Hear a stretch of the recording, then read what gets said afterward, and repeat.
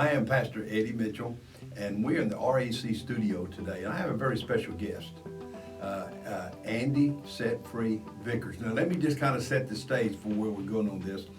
When we dedicated our new building a little over a year ago here in Montgomery, Alabama, on that day, we had Lauren Clark. Dr. Clark was preaching for us, dedicating our sanctuary, and I had met this young man probably about 6 months prior to that and began to build a relationship with him. When he came in toward the end of the service, he was higher than a kite. You had, if I'm not mistaken, 7 different drugs in your body. Yes, sir. Well, he came in. This is so exciting. And he came up to the front. The men gathered around him. He gave his heart to Jesus.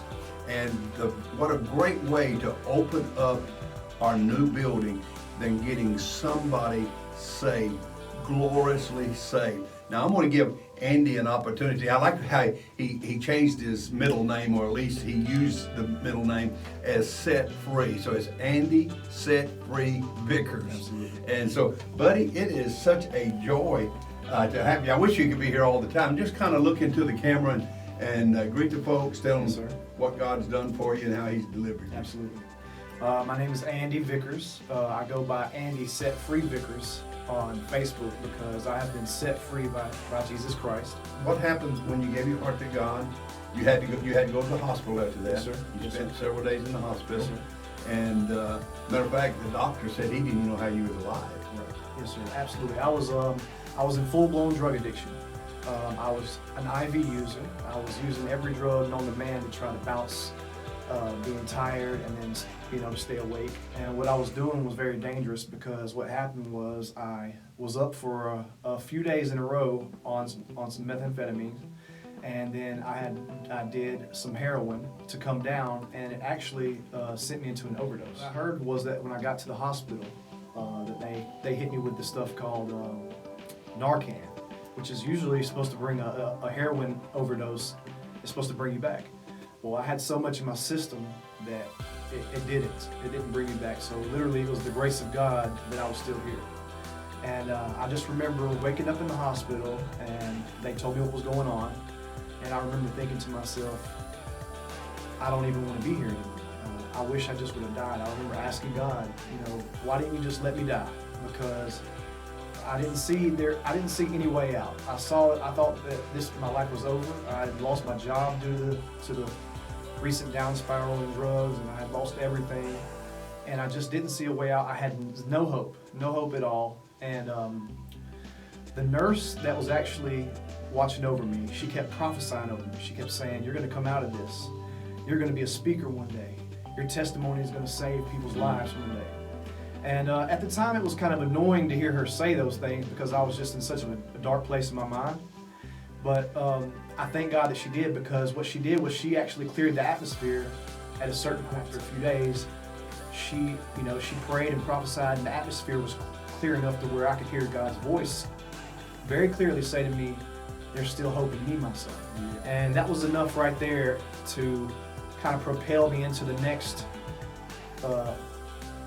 things that would lead me into where I am now. Now, let me just interrupt you there for a minute, because there's Jack Malayan, yes, sir, and Tim Ridge, yes, sir, who really just kind of latched on to you. Absolutely. They're people in our church now. Jack had a similar story to yours when he came into the church. But now they got you into rehab over in Atlanta. Tell us a little bit about that. Well, it's called Jerome Burkett Ministries. It is actually a church called Narrowgate Kingdom Center. It's in Douglas, Georgia, and they have multiple ministries. They have a homeless shelter, they have a drug rehab, and they also have a 6-month discipleship. And so what I did was Jack and Tim, they latched on to me. They were true brothers. They made sure that everything I needed that I had, they set it up for me. They even consulted with you guys about the payments and stuff, and they took care of everything. Church took care of that. And so what happened was I wound up going over there after I got out of the hospital. I did not relapse at all. I got out of the hospital with a clear mind. I wanted a different life. I just didn't know how to live for Christ and all. And so what happened was Jack and Tim, they actually took me all the way to Douglas, Georgia. And I got there to Jerome, Burkett Ministries in Douglas, and it's been a heck of a ride ever since. Now, how long did it take you to go through the recovery process there in Jerome, with Jerome? Yes, sir. And then after that took place, after you got recovered, what happened after that? Well, what happened was I did the 3-month rehab, 90 days rehab, and then I also went on and did 3 more months, which was a 6-month period, and I was able to graduate as a disciple, like as if I had gone through the 6-month discipleship. Right. Due to the amazing move of God in my life at that time, and all the decisions I was making, for Christ, to lay everything down on the line. So I went through 6 months of discipleship, basically. And I was offered an opportunity to become a leader there and stay on as a staff member and start working pastorally, start training pastorally with guys who are in the program, who are in the 6-month discipleship, who are in the 3-month rehab, and even the homeless shelter. I have a chance to minister into those guys. I have a chance to give them my testimony and tell them what all God's done for me. One of the great testimonies for me that I have, when he came in that day, we were in our new church, new carpet. He threw up. Now, this wasn't a devil coming out. He was just sick. He threw up on our new carpet.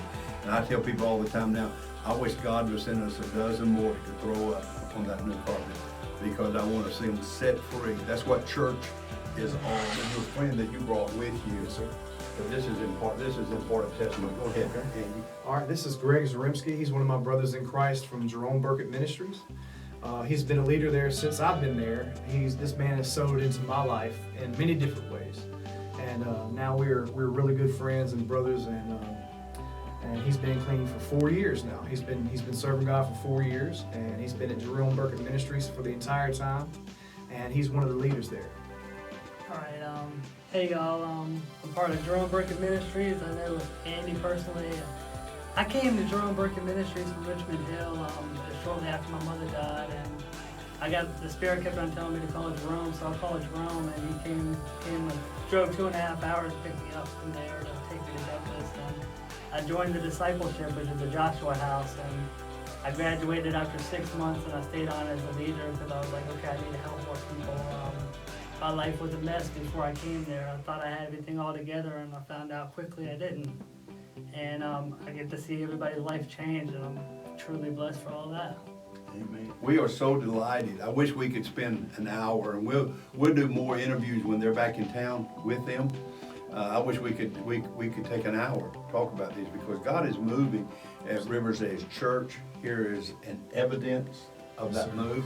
We had a guy come in several years ago, came in and got saved, and after he got saved, he said, "Something you need to know, Pastor." He said, "I'm probably going to go to jail." He said, "I'll probably end up in jail, but I want to be honest with you." He said, "I committed the crime. I don't know if I will, but more than likely I am." Well, indeed he did. But can I tell you, that young man now, he is the senior pastor in the prison that he's in.